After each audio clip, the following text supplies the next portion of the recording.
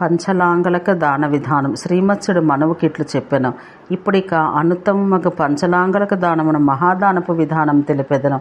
అది మహాపాతక నాశనం. యుగాది మన్వాది చంద్రసూర్య గ్రహణాది రూపమగ పుణ్యతిథి ఎందు లాంగల పంచకంతో కూడా భూదానం చేయాలి. దానం చేయి భూపరిమాణం పంట పైరులతో నిండినదగు కర్వటము ఖేటము గ్రామము 100 నివర్తనములు దానిలో సగం వీనిలో ఏదైనా ఉండవలను. విచక్షణకు దాత బలంగల దారువుతో 5 నాగళ్లను వానికి కావలసిన సర్వోపకరణాలతోనూ అవి కాక 5 పొలములకు పైగా 1000 పొలములకు లోపల తూకం గల బంగారుతో 5 నాగళ్ల ప్రతి మలు చేయించాలి. కొయ్య నాగళ్ళకి మంచి లక్షణాలు కలవి బాగుగా బరువు మోయగలవియో అగు 10 ఎద్దులను కూడా వేరుగా ఉంచి వాటికి బంగారు కొమ్ములు సొమ్ములను నాగళ్లకు ముత్తెప్పు సొమ్ములను వెండితో పాదాగ్రపు సొమ్ములను వెండి తిలకాలను ఎర్ర పట్టు వస్త్రపు గవిసెన్లను మాలలు దండలు చందనాలంకారాలు కూర్చి వాటిని శాలయందు నిలిపి అధివాసనం జరపాలి. పర్జన్యుని ఆదిత్యులను రుద్రును ఉద్దేశించి గురుడు ఒకే కుండయందు చెరుపాయసంను నిర్వహించి నివేదించాలి. పలాస సమిధలను ఆజ్యమును నల్ల పువ్వులను కూడా వేల్చవలను. తులాపురుష దానమందు వలన లోకపాల ఆవాహనం చేయాలి.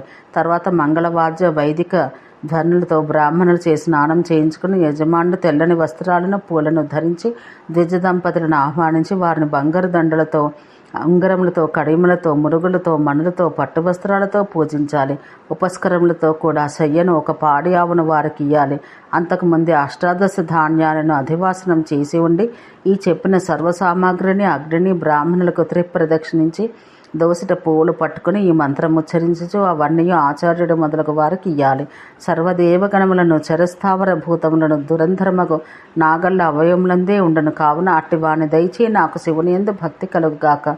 ఇతర దానములేవి భూదానములో 16వ పాలకు సరిపోలవు. కావున ఈ దానపు మహిమచే నాకు ధర్మమందు దృఢభక్తి కలుగుగాక.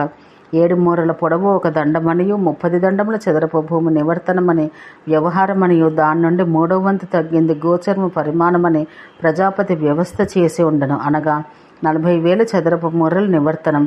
ఈ మానములను అనుసరించి 100 విస్తరణముల భూమిని దానం చేసి వానికి పాపరాశి ఎంతయు శీఘ్రమే క్షీణించును. శక్తి లేనిచో 50 నివర్తనంలో గోచరము మాత్రము భవనానికి సరిపోవు మాత్రము అయినను ఇచ్చినచో పాపముక్తి అగను. ఇట్లు భూమి ప్రదానం చేసిన మానవుడు ఈ భూమి యందు ఎన్ని నాగళ్ళ చాళ్ళు ఏర్పడనో దానమిచ్చిన పాడియావు శరీరమందలి రోమములు ఎన్ని ఉండనో అన్ని సంవత్సరాలు శివనగరాన నివసించును. గంధర్వ కిన్నర సురాసుర సిద్ధ సంఘములు చామరులు వీచుచుండు మహావిమానం ఆరోహించే అమర నాయకుడై పితృపితామహ బంధుయుక్తుడై శివపురమేగి అట సంపూజితుడై సుఖించును. గోవును భూమిని లాంగళమును వాటి దురంధరములకు ఎద్దులను దానమిచ్చుటతో కలుగు పుణ్యఫలంలో పోల్చినప్పుడు యాగాది పుణ్యకార్యములచే లభించు ఇంద్రత్వాది పదములు కూడా క్షీణించినవే అగును. అందువల్ల పాపరాశి పటలమును క్షయింపచేయనదియు భూతి భవము ఉద్భవింపచేయనదియు అగు భూదానం చేయాలి.